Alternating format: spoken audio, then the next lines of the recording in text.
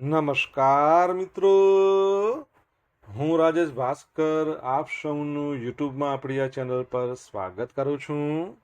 મિત્રો, આજે આપણે તારીખ 21 જૂન 2025ના કેટલાક મોસ્ટ ઇમ્પોર્ટન્ટ કરંટ અફેર અને અગાઉની પરીક્ષામાં પૂછાયેલા કેટલાક ઇમ્પોર્ટન્ટ પ્રશ્નો વિશે ડિટેલમાં ચર્ચા કરીશું, જે આપને આવનારી પરીક્ષા માટે ખૂબ જ ઉપયોગી સાબિત થશે. તો મિત્રો, આપ આ ચર્ચા સાથે જોડાઈ રહેજો અને વિડીયોને પહેલેથી લઈને છેલ્લે સુધી પૂરેપૂરો જોવાનો આગ્રહ રાખજો. તો ચલો મિત્રો, શરૂ કરીએ. શરૂઆત કરતાં પહેલાં જણાવી દઉં કે જો તમારે આપણી આ યુટ્યુબ ચેનલને સબસ્ક્રાઇબ કરવાનું બાકી હોય તો ચેનલને સબસ્ક્રાઇબ કરજો, નોટિફિકેશન બેલ આઇકોનને પ્રેસ કરીને, અને જો તમને વિડીયો પસંદ આવે તો વિડીયોને લાઈક કરજો, પરંતુ વિડીયોને શેર કરવાનું ભૂલશો નહીં. તમારા જેટલા પણ મિત્રો કોમ્પિટિટિવ એક્ઝામની તૈયારી કરી રહ્યા છે એ બધા મિત્રો જોડે આ વિડીયોની લિંકને અત્યારે શેર કરો. ચલો તો શરૂઆત કરીએ. સૌપ્રથમ જોઈશું અગાઉની પરીક્ષામાં પૂછાયેલા બંધારણના પ્રશ્નો, જેના જવાબો તમારે મને કમેન્ટ બોક્સમાં લખીને જણાવવાના છે. અને વિડીયોના લાસ્ટમાં જ્યારે હું તમને આ દરેક પ્રશ્નના જવાબ જણાવું ત્યારે તમારે ચેક કરવાનું છે કે તમે આપેલા પ્રશ્નો જવાબમાંથી કેટલા પ્રશ્નો જવાબ સાચા છે, અને જેટલા પણ પ્રશ્નો જવાબ સાચા હોય એનો આંકડો તમારે કમેન્ટમાં લખવાનો છે કે 10માંથી આટલા સાચા છે. ડેઇલી જીકે ટેસ્ટમાં આપણે રોજ 10 પ્રશ્નો પૂછીએ છીએ, જેમાંથી 5 પ્રશ્નો બંધારણના હોય છે. બાકીના 5 પ્રશ્નો છે ગુજરાતની ભૂગોળના છે. તો તમે તમારા આન્સર આપવાની છે કમેન્ટ બોક્સમાં, અને હું આજના કરંટ અફેરનો પ્રથમ પ્રશ્ન છે એની શરૂઆત કરું છું. આજનો પ્રથમ પ્રશ્ન છે કે આંતરરાષ્ટ્રીય યોગ દિવસની રાજ્ય કક્ષાની ઉજવણી ક્યાં કરવામાં આવશે? તો જવાબ આવશે વડનગર ખાતે. આજે આંતરરાષ્ટ્રીય યોગ દિવસ છે ને, તો વડનગરમાં એની રાજ્ય કક્ષાની ઉજવણી થશે. તો 11મા નંબરના આંતરરાષ્ટ્રીય યોગ દિવસની રાજ્ય કક્ષાની ઉજવણી 21મી જૂન 2025ના રોજ વડાપ્રધાન નરેન્દ્ર મોદી સાહેબ છે એમની જન્મભૂમિ વડનગરમાં કરવામાં આવશે. Yoga for one earth one health એની થીમ સાથે ઉજવાનારા આ 11મા આંતરરાષ્ટ્રીય યોગ દિવસ સાથે સમગ્ર ગુજરાતમાં ઉજવણીમાં સ્વસ્થ ગુજરાત, મેદસ્વીતા મુક્ત ગુજરાતનો ધ્યેય રાખવામાં આવ્યો છે. મુખ્યમંત્રી શ્રી ભૂપેન્દ્ર પટેલે વડનગરના શર્મિષ્ઠા તળાવ ખાતે 21 જૂને સવારે 6 વાગે, આજથી વાત છે, આપણું લેક્ચર શરૂ થયો ત્યારથી 6 વાગે 6 કલાકથી યોજાનારા રાજ્યકક્ષાના મુખ્ય કાર્યક્રમમાં જોડાવાના છે. ગુજરાતભરમાં આ 11મા આંતરરાષ્ટ્રીય યોગ દિવસને વ્યાપક જનભાગીદારીથી ઉજવવાનું વિસ્તૃત કાર્ય આયોજન રાજ્ય સરકારનું જે રમતગમત, યુવા અને સાંસ્કૃતિક પ્રવૃત્તિઓનો જે વિભાગ છે, આ ઉપરાંત ગુજરાત રાજ્ય યોગ બોર્ડ છે એના સહયોગથી કરવામાં આવ્યું છે. બરાબર છે. આ વર્ષે 11મા આંતરરાષ્ટ્રીય યોગ દિવસના ઉપલક્ષ્યમાં વડનગરના શર્મિષ્ઠા તળાવ ખાતે ભુજંગાસનમાં નવો વર્લ્ડ રેકોર્ડ સ્થાપિત કરવાનું લક્ષ્ય ગુજરાતે રાખ્યું છે. જો આપણા વડાપ્રધાન નથી આવવાના હો અહીંયા, એમણે વિશાખાપટ્ટનમ જશે, યાદ રાખજો. ક્યાં? આંધ્રપ્રદેશના વિશાખાપટ્ટનમ ખાતે આંતરરાષ્ટ્રીય યોગ દિવસની ઉજવણીમાં જોડાશે.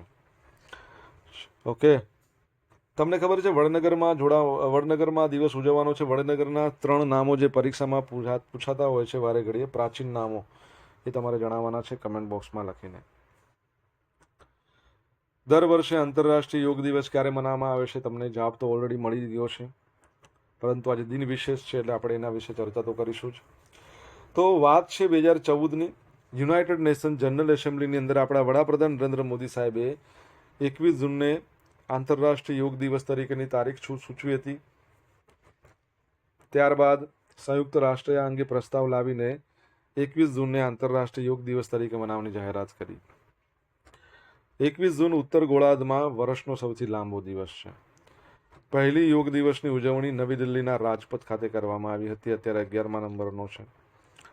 બરાબર છે.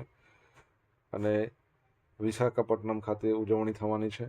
ઓકે, આપણા વડાપ્રધાન ત્યાંથી જોડાવાના છે. આ વર્ષની થીમ છે yoga for one earth one health. બરાબર છે. ચલો, એક પ્રશ્ન તમારા માટે. એક નવો દિવસ આવ્યો છે 21 ડિસેમ્બર. કયો દિવસ છે તમને ખબર હોય તો કમેન્ટ બોક્સમાં લખીને જણાવો. આજે મિત્રો વિશ્વ મ્યુઝિક દિવસ પણ છે. દર વર્ષે 21મી જૂનના રોજ મનાવવામાં આવે છે. 21 જૂન 1982ના રોજ ફ્રાન્સમાં પ્રથમ વખત વર્લ્ડ મ્યુઝિક ડેની ઉજવણી કરવામાં આવી. ફ્રાન્સના મંત્રી મોરિસ ફ્લ્યુરેટે આ દિવસને બધાની સામે ઉજવવાનો પ્રસ્તાવ મૂક્યો હતો. ત્યારબાદ ફ્રાન્સના આગામી સંસ્કૃતિ પ્રધાન જેક લેંગશેમણે 1982માં દર વર્ષે વિશ્વ સંગીત દિવસ ઉજવવાની જાહેરાત કરી. આ દિવસે સંગીત ક્ષેત્ર સાથે જોડાયેલા મોટા ગાયકો, સંગીતકારો, એમનું સન્માન કરવામાં આવે છે. વિશ્વભરમાં મોટા કાર્યક્રમોનું પણ આયોજન કરવામાં આવે છે. એટલે વર્લ્ડ મ્યુઝિક દિવસ પણ છે.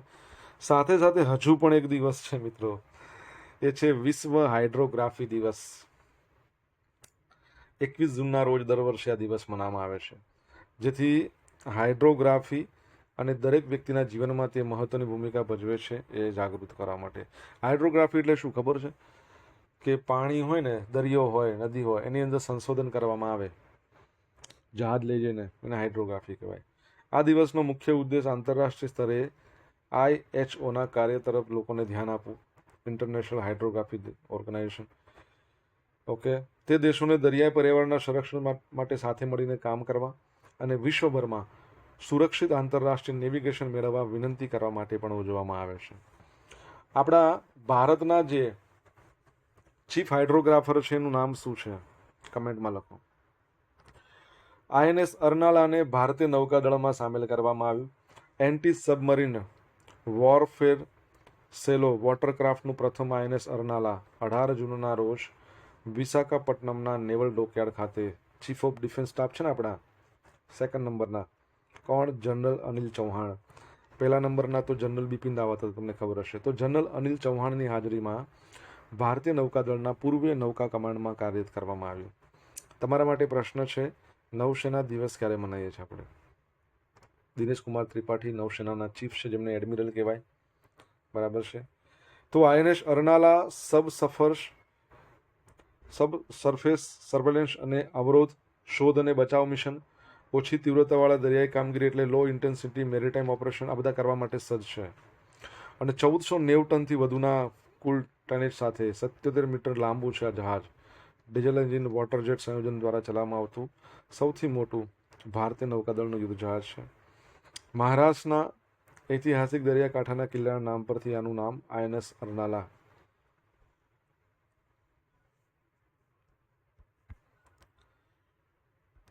મિત્રો, વિડીયો પસંદ આવ્યો હોય, ભણવાની મજા આવી હોય તો વિડીયોને લાઇક કરો, તમારા મિત્રો જોડે વિડીયોની લિંકને શેર કરો. આપણી બંને યુટ્યુબ ચેનલ રાજેશ ભાસ્કર 2ને સબસ્ક્રાઇબ કરો, નોટિફિકેશન બેલ આઇકોનને પ્રેસ કરીને. જો તમારે ડેલી કરંટ અફેરની PDF જોઈતી હોય તો આપણી ટેલિગ્રામ ચેનલ છે, એને જોઈન કરો, જેની લિંક વિડીયો ડિસ્કશનમાં આપેલી છે. અહીંયા તમને પોલ્સ પણ રમવા મળશે. કયું મંત્રાલય ભાષણી સાથે MOU પર હસ્તાક્ષર કરશે? બરાબર છે, તો પંચાયતી રાજ મંત્રાલય. કયું મંત્રાલય? પંચાયતી રાજ મંત્રાલય. તો પંચાયતી રાજ મંત્રાલય છે એ આપણું જે MeitY મંત્રાલય છે ને, ઇલેક્ટ્રોનિક્સ અને ઇન્ફોર્મેશન ટેકનોલોજી મંત્રાલય, એ હેઠળનો રાષ્ટ્રીય ભાષા અનુવાદ મિશન ભાષિની એની સાથે એક મહત્વપૂર્ણ સહયોગને ઔપચારિક બનાવશે. રિસન્ટલી એટલે ગઈકાલે જ આપણે ભણ્યા હતા કે મિઝોરમ છે ને, એણે એના સાથે MOU કર્યા છે ભાષાની સાથે, એ પણ યાદ રાખજો. હવે પંચાયતી રાજ શાસનમાં વધુ સમાવેશિકતા અને સુધારેલી સુલભતા માટે અત્યાધુનિક AI સંચાલિત ભાષા તકનીકનો ઉપયોગ કરવા માટે MOU દ્વારા 19 જૂનના રોજ નવી દિલ્હીના constitution club of India annex સાથે યોજાઈ ગયું. આ પહેલ આપણું જે પંચાયતી રાજ મંત્રાલય છે, મને કહો પહેલાં પંચાયતી રાજ મંત્રી કોણ છે કેન્દ્રમાં? એ પણ તમને ખબર હોવી જોઈએ ને. 24મી એપ્રિલ પંચાયતી રાજ દિવસ કહેવાય છે, ઘણીવાર પરીક્ષામાં પ્રશ્ન પૂછાયેલો છે. તો આ પહેલ MOPRના ડિજિટલ પ્લેટફોર્મ અને આઉટરીચ પ્રયાસોમાં બહુભાષી એક્સેસને વિસ્તૃત કરવા માટે એક વ્યૂહાત્મક સહયોગ છે, જે અદ્યતન અનુવાદ તકનીકો દ્વારા પંચાયતી રાજ પહેલ કાર્યક્રમો, સંવાદો, લાઈવ ઇવેન્ટ્સ એમાં વ્યાપક જાહેર ભાગીદારીને સક્ષમ બનાવે છે. આ કાર્યક્રમના ભાગરૂપે એક એપ્લિકેશન ગ્રામ સ્વરાજ, એની સાથે ભાષાને એકીકરણ કરવા માટે એક ખાસ ક્યુરેટેડ ડિજિટલ લોન્ચ વિડીયો પણ રજૂ કરવામાં આવ્યો છે. બરાબર છે, યાદ રાખજો. આગળ વધીએ. દસોલ્ટ એવિએશન અને રિલાયન્સ એરોસ્ટ્રક્ચર લિમિટેડ કયા સ્થળે ફાલ્કન 2000 જેટ બનાવશે? આ એક જેટ છે. કયા સ્થળે જેટ બનાવશે? તો નાગપુરમાં. મહારાષ્ટ્રનું શિયાળાનું કેપિટલ નાગપુરમાં.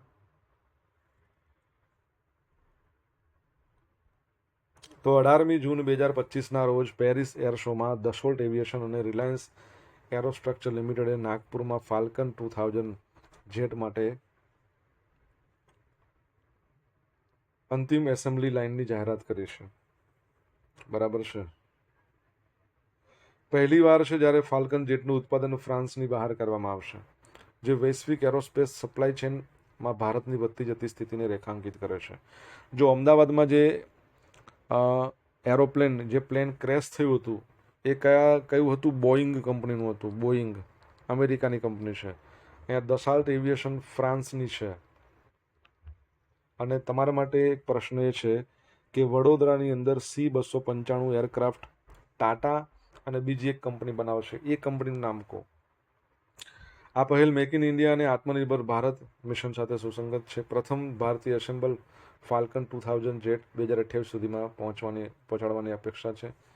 રિલાયન્સ ઇન્ફ્રાસ્ટ્રક્ચરની પેટા કંપની છે રિલાયન્સ એરોસ્ટ્રક્ચર લિમિટેડ અને ફ્રાન્સની દસોલ્ટ એવિએશન દ્વારા નાગપુર, મહારાષ્ટ્રમાં ફાલ્કન 2000 બિઝનેસ જેટના ઉત્પાદન માટે વ્યૂહાત્મક ભાગીદારીની જાહેરાત કરવામાં આવી છે. ઓકે, યાદ રાખજો. ICC ranking. ભારતની સ્મૃતિ મંધાના છે. એમણે વન ડે ક્રિકેટમાં દુનિયાની નંબર 1 બેટર બની ગઈ છે. ટોટલ 727 પોઈન્ટ છે. 727 રેટિંગ પોઈન્ટ. સેકન્ડ નંબર પર છે ઇંગ્લેન્ડની કેપ્ટન નતાલી સાયબરબ્રન્ટ, 719 પોઈન્ટ. ત્રીજા નંબર પર છે વોલવાર્ડ, 719 પોઈન્ટ. બરાબર છે. મંધાના પછી યાદીમાં બીજા બે ભારતીય છે. એક તો છે જેમીમા રોડ્રિગ્સ અને હરમનપ્રીત કૌર. જેમીમા છે એ 15 નંબર, હરમનપ્રીત છે એ 16 નંબર પર છે. આઈસીસી ટેસ્ટ રેન્કિંગની વાત કરીએ તો ઇંગ્લેન્ડના જે દિગ્ગજ બેટર છે જો રૂટ, 888 પોઈન્ટ છે. યશસ્વી જયસ્વાલ છે ને આપણા, એમના 847 પોઈન્ટ ચોથા નંબર પર. રિષભ પંત 739 પોઈન્ટ એટલે રેટિંગ પોઈન્ટ સાથે 8મા નંબર પર છે. તમને ખબર છે રિસન્ટલી વર્લ્ડ ટેસ્ટ ચેમ્પિયનશિપ યોજાઈ ગઈ, જેની અંદર આફ્રિકા જીતી ગયું, એટલે કે સાઉથ આફ્રિકાએ ઓસ્ટ્રેલિયાને હરાવ્યું. તમારા માટે પ્રશ્ન કે T20 ODI women's world cup ક્યાં યોજાવાનો છે? કમેન્ટમાં લખો. સોશિયલ મીડિયાના માધ્યમથી મારી જોડે તમે કનેક્ટ રહી શકો છો. મારું ઇન્સ્ટા આઈડી છે rajesh.i.bhaskar. મારું ફેસબુક આઈડી છે RI ભાસ્કર અને ટેલિગ્રામ ચેનલ છે રાજેશ ભાસ્કર, જ્યાં ડેઇલી કરંટ અફેરની પીડીએફ તો મળશે જ, સાથે પોલ્સ પણ રમવા મળશે. જો તમને ભણવાની મજા આવી હોય તો વિડીયોને લાઇક કરો, તમારા મિત્રો જોડે વિડીયોની લિંકને શેર કરો. ચેનલ સબસ્ક્રાઇબ કરવાની બાકી તો સબસ્ક્રાઇબ કરો, નોટિફિકેશન બેલ આઇકોનને પ્રેસ કરીને. તાજેતરમાં આવેલા વર્લ્ડ ઇકોનોમિક ફોરમના વાર્ષિક એનર્જી ટ્રાન્ઝિશન ઇન્ડેક્સમાં ભારત કયા સ્થાન પર છે? તો ભારત 71મા નંબર પર છે. કયા નંબર પર છે? 71મા નંબર પર. તો 18 જૂનના રોજ આ રેન્કિંગ બહાર આવ્યું. વર્લ્ડ ઇકોનોમિક ફોરમ, તમને ખબર છે ને કે વર્લ્ડ ઇકોનોમિક ફોરમની વાત આપણે કરીએ, 1971માં એની સ્થાપના. સ્વિટ્ઝરલેન્ડનું કોલોની છે, એમાં એનું હેડક્વાર્ટર છે અને એના ચેરમેન નવા આવ્યા. બરાબર, ક્લાઉસ સ્વાબની જગ્યાએ નવા આવ્યા, એ તમારે કહેવાના છે. આ વર્ષે ભારત 71મા નંબર પર, ગયા વર્ષે 63મા નંબર પર હતું. ટોચના પ્રદર્શન કરનારા દેશમાં સ્વીડન નંબર 1, પછી ફિનલેન્ડ, પછી ડેનમાર્ક, પછી નોર્વે અને સ્વિટ્ઝરલેન્ડ. 5મા નંબર પર ચીન, બરાબર છે, ચીન છે 12મા નંબર પર, USA 17મા નંબર પર અને કોંગો છેલ્લે છે. બરાબર. અને તમારા માટે એક પ્રશ્ન થાય, જો તમને કહું રિસન્ટલી આવેલી જે રેન્કિંગ છે ને, રેન્કિંગ તમને કહું, ગ્લોબલ હંગર ઇન્ડેક્સ અથવા તો વર્લ્ડ હંગર ઇન્ડેક્સમાં ભારત 105 નંબર પર. હ્યુમન ડેવલપમેન્ટ ઇન્ડેક્સમાં ભારત 130, વર્લ્ડ હેપીનેસ ઇન્ડેક્સમાં 118, હેન્ડલે પાસપોર્ટ ઇન્ડેક્સમાં 82, ગ્લોબલ ફાયર પાવર ઇન્ડેક્સમાં ચોથા નંબરે, કરપ્શન પરસેપ્શન ઇન્ડેક્સમાં 96મા નંબર પર. અને વર્લ્ડ ઇકોનોમિક ફોરમે રિસન્ટલી બહાર પાડ્યો હતો જેન્ડર ગેપ ઇન્ડેક્સ, એમાં તમારે જણાવવાનું કેટલામા નંબર પર છે, કમેન્ટમાં લખવાનો છે. ઓપરેશન સિંધુ. ઇઝરાયલ અને ઈરાન વચ્ચે તણાવ વધી રહ્યો છે, જેને લઈને ઈરાનમાંથી ભારતીય નાગરિકોની સુરક્ષાને સર્વોચ્ચ પ્રાથમિકતા આપતા અને ત્યાંથી પરત લાવવા ભારતે ઓપરેશન સિંધુ શરૂ કર્યું છે. પેલું ઓપરેશનનું નામ ખબર છે ને? કયું? પેલું આપણે પહલગાંવ હુમલો થયો હતો, ઓપરેશન સિંદૂર, આ સિંધુ છે. પછી ઓપરેશન બ્રહ્મા, મ્યાનમારને સહાય આપવા માટે. ચલો, પરીક્ષાની દ્રષ્ટિએ અગત્યનું એક બીજું ઓપરેશન છે કે ઈરાન પર આ જે ઇઝરાયેલે હુમલો કર્યો છે એના માટે ઓપરેશન જે બહાર પાડ્યું એ કયું છે? હવે ઈરાનમાંથી બહાર કાઢવા માટે આવેલા 110 ભારતીય વિદ્યાર્થીઓનું એક વિમાન 19 મે દિલ્હી પહોંચ્યું. ઈરાનમાં 4000થી વધુ ભારતીય નાગરિકો છે, એમાંથી લગભગ અડધા તો વિદ્યાર્થીઓ છે. હવે મિત્રો જોઈશું અગાઉની પરીક્ષામાં પૂછાયેલા બંધારણના પ્રશ્નો. પહેલો પ્રશ્ન, કેન્દ્ર સરકાર કે રાજ્ય સરકાર પોતાના સભાગૃહમાં વધારેમાં વધારે કેટલા ટકા મિનિસ્ટર રાખી શકે છે? 15%.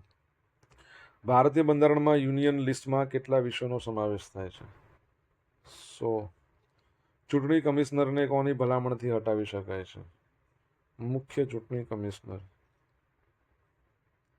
બરાબર છે, જ્ઞાનેશ કુમાર છે હાલમાં. મિનિસ્ટરની સંખ્યા મર્યાદિત કરતો ભારતીય બંધારણીય સુધારો કેટલામો હતો? 91મો. લોકસભામાં રાષ્ટ્રપતિને કેટલા સભ્યોની નિમણૂક કરવાની સત્તા છે? એક પણ નહીં. પહેલા એક જમાનો હતો જ્યારે લોકસભામાં 2, બરાબર છે, એંગ્લો ઇન્ડિયનની નિમણૂક કરતા હતા, પરંતુ એ બંધારણમાં મતલબ કહી શકીએ કે સુધારો કરીને કાઢી નાખવામાં આવ્યો છે. હવે જોઈશું અગાઉની પરીક્ષામાં પૂછાયેલા ગુજરાતની ભૂગોળના પ્રશ્નો. પહેલો પ્રશ્ન, ભારતમાં સૌથી લાંબો દરિયા કિનારો ધરાવતું રાજ્ય આપણું ગુજરાત છે. પહેલાં 1600 કિલોમીટરનો હતો, હવે 2340.62. આપણું આટલો રાખો ને ચાલશે, આટલા કિલોમીટરનો છે. ગુજરાતના કયા જિલ્લામાં સિસુ અને તાંબુ બંને છે? બનાસકાંઠા. ગુજરાતમાં ફાઈટેક ઇન્ફોસિટીની સ્થાપના ક્યાં થઈ? ગાંધીનગર. હાઈટેક ગાંધીનગરમાં, હાઈટેક ઇન્ફોસિટી. ગુજરાતની કૃષિ વિશ્વવિદ્યાપીઠનું વડું મથક તો દાંતીવાડામાં. સરદાર પટેલ કૃષિ યુનિવર્સિટી ગુજરાતની પ્રથમ કૃષિ યુનિવર્સિટી. 1972. ભારતની વાત કરીએ તો પંતનગર. 1960 એ વખતે ઉત્તર પ્રદેશ, હાલમાં ઉત્તરાખંડ. હવે મિત્રો જોશું ગઈકાલે પૂછેલા પ્રશ્નો. જ્યાં પહેલો પ્રશ્ન, તાજેતરમાં કયા રાજ્યમાં પંચકમ યોજના લોન્ચ કરવામાં આવી? ગુજરાતમાં. નાસાએ પહેલીવાર કયા ગ્રહના જ્વાળામુખીની તસવીર શેર કરી? તો મંગળ. બરાબર છે, મંગળ ગ્રહના. હવે મિત્રો જોઈશું અગાઉની પરીક્ષામાં આજે પૂછેલા પ્રશ્નોના જવાબ. બરાબર છે, તમને મેં પ્રશ્ન પૂછ્યા હતા ને, તો પહેલો પ્રશ્ન છે વડનગરના પ્રાચીન નામ. તો એક તો આવશે આનંદપુર, આનર્તપુર, ચમત્કારપુર. સેકન્ડ પ્રશ્ન, 21 ડિસેમ્બરે કયો દિવસ મનાવવામાં આવે છે? વિશ્વ ધ્યાન દિવસ. ત્રીજા નંબરનો પ્રશ્ન, ભારતના ચીફ હાઇડ્રોગ્રાફર કોણ છે? લોચનસિંહ પઠાણિયા. લોચનસિંહ પઠાણિયા. બરાબર છે. ચોથા નંબરનો પ્રશ્ન હતો, નૌસેના દિવસ ક્યારે મનાવીએ છીએ? 4 ડિસેમ્બર. પાંચમા નંબરનો પ્રશ્ન, પંચાયતી રાજ મંત્રી કોણ છે આપણા? લલ્લનસિંહ અથવા તો રાજીવ રંજન સિંઘ. છઠ્ઠા નંબરનો પ્રશ્ન, વડોદરાની અંદર એરબસ કંપની છે અને ટાટા બંને ભેગા થઈને C-295 બનાવશે. સાતમા નંબરનો પ્રશ્ન, આઈસીસી T20 વુમન્સ T20 નથી, આઈસીસી ઓડીઆઈ વુમન્સ વર્લ્ડ કપનું આયોજન ભારત અને શ્રીલંકા બંનેમાં સંયુક્ત રીતે. આઠમો પ્રશ્ન છે, વર્લ્ડ ઇકોનોમિક ફોરમનો જેન્ડર ગેપ ઇન્ડેક્સ આવ્યો હતો, એમાં ભારત 131 નંબર પર. નવમા નંબરનો પ્રશ્ન શું હતો? વર્લ્ડ ઇકોનોમિક ફોરમના જે ચેરમેન છે જેમણે રાજીનામું આપી અત્યારે હાલમાં કોણ છે? પહેલાં તો રાજીનામું આપીને વાત છોડો, તો અત્યારે કોણ આવશે હાલમાંના ચેરમેન? કેમ લખાતું નથી? પીટર બ્રેબેક લેટમેથ. ત્યારબાદનો 10મો પ્રશ્ન છે, ઈરાન પર ઇઝરાયેલે હુમલો કર્યો એ ઓપરેશનનું નામ શું આપ્યું છે? Operation rising lion. બરાબર. હવે મિત્રો જોઈશું ગઈકાલના કરંટ અફેરમાંથી પૂછેલા કેટલાક ઇમ્પોર્ટન્ટ પ્રશ્નો, જેના જવાબો તમારે કમેન્ટ બોક્સમાં લખીને જણાવવાના છે. પહેલો પ્રશ્ન, તાજેતરમાં કયા સ્થળે દેશના સૌથી મોટા automobile Gatishakti multi modal cargo ટર્મિનલનું ઉદ્ઘાટન કરવામાં આવ્યું?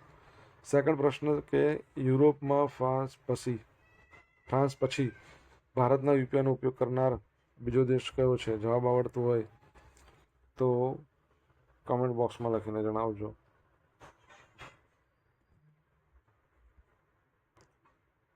તો મિત્રો, આ હતા આજના દિવસના કેટલાક મોસ્ટ ઇમ્પોર્ટન્ટ કરંટ અફેર સાથે આપણે જોયું અગાઉની પરીક્ષામાં પૂછાયેલા ઇમ્પોર્ટન્ટ પ્રશ્નો એના જવાબોની સાથે. આશા રાખું બધાને ભણવાની મજા આવી તો વિડીયોને લાઈક કરો, તમારા મિત્રો જોડે વિડીયો લિંકને શેર કરો, આપણા બંને યુટ્યુબ ચેનલ રાજેશ ભાસ્કર 2ને સબસ્ક્રાઈબ કરો, નોટિફિકેશન બેલ આઇકોનને પ્રેસ કરીને. તો મિત્રો, thank you so much for watching this video. Have a nice day. Jai Hind, જય ભારત, જય જય ગરવી ગુજરાત.